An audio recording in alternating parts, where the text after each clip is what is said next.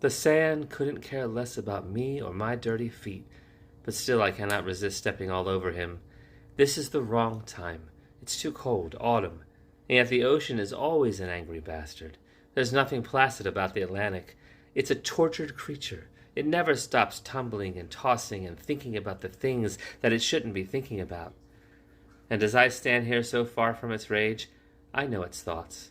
I have the same thoughts. I am of the ocean. I could walk into its arms right now and disappear forever, and I don't think there's a soul who would know it. I have come to the beach tonight alone. I have driven far so that I could park and walk the wooden planks where in summer families and friends and foreigners love to stumble and aimlessly shuffle, dropping their greasy French fries and letting their popcorn go to the birds. There are still seagulls now, but they are like the homeless who sleep on the sides of the roads when the roads are drained. These birds know the anger of the sea. They know the anger of the cold wind that's forcing her way through the burden of the night. These birds are angry, but they keep it buttoned down. I could feed the birds with the bits and parts of myself. I am sure they would scavenge me if I simply lie down and stretch my arms and legs far enough so that the middle of me would pop open and sing to them, and they would be delighted to sing right back. But I won't do that. I can't give them that satisfaction.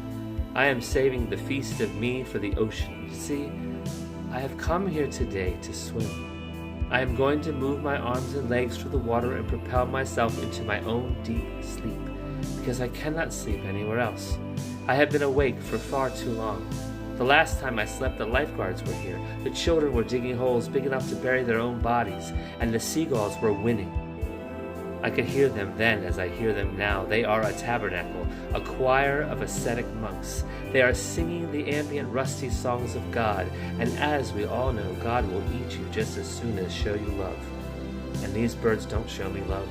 They didn't when I was a child, when they frightened me as they snatched the cotton candy from my invisible hands, and yet I could not stop feeding them the pink clouds. I could not stop holding it up for them and watching them descend.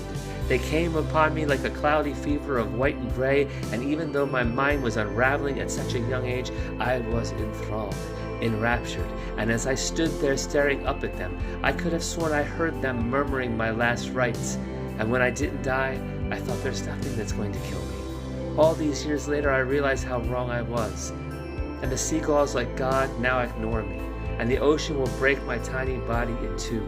I have come back here because the seagulls don't listen. I can stand here crying and begging, and they won't even turn their soft white heads to watch me pray.